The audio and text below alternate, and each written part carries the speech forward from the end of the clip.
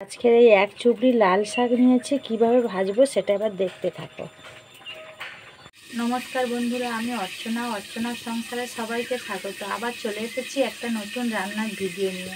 আজকের এই এক চুবড়ি লাল শাক নিয়েছে, কিভাবে ভাজবো সেটা এবার দেখতে থাকো।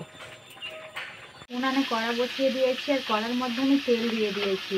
তেলের মধ্যে আমি প্রথমে শুকনো লঙ্কা আর রসুন দেব।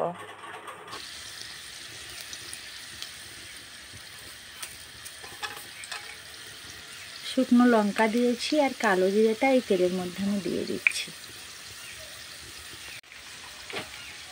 এবার দেব লাল শাক। এবার দিলাম 1 চামচ লবণ আর দেবো 1 চামচ হলুদ।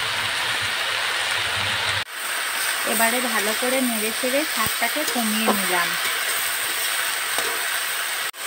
এবারে শাকটার মধ্যে আমি ঢাকনা দিলাম। এবার ঢাকনাটা খুলে দেখছি কেমন হয়েছে, একদম শাকটা কমিয়ে গিয়েছে।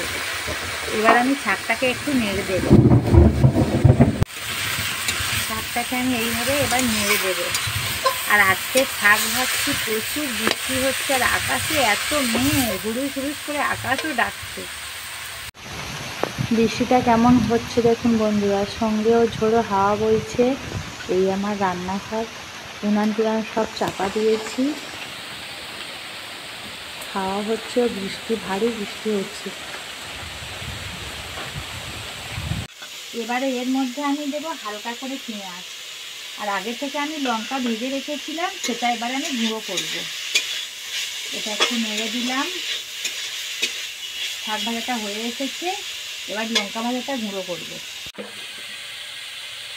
এখানে এই লঙ্কা নিয়েছি 4টে, এটা গুঁড়ো করব। গুঁড়ো করে আমি যে শাকটা ভেজেছিলাম ওর মধ্যে দেব। এই লঙ্কা ভাজাটা শাকের মধ্যে দিলে খুব সুন্দরই খেতে লাগে, আর আলাদা একটা এই ভাজা লঙ্কার সেন্টও হয়। এইভাবে আমি মিলে নিয়েছি, এবার এটা দিয়ে দেবো। তেল দিয়ে দিয়েছি, এবারে এই ভাজা লঙ্কাটা আমি এর মধ্যে দিয়ে দেবো। দিয়ে হালকা করে আমি নেড়ে নেব। এই ভাজা লঙ্কা দিয়ে এইভাবে শাক ভাজা করলে বন্ধুরা খুবই ভালো খেতে লাগে, আর আলাদা একটা শাকেরও সেন্ট হয়। আমি এখানে এই দিয়েছিলাম রসুন গোটা গোটা। এবার এই শাক ভাজাটা হয়ে এসেছে, এটাকে এবার নামিয়ে নেব।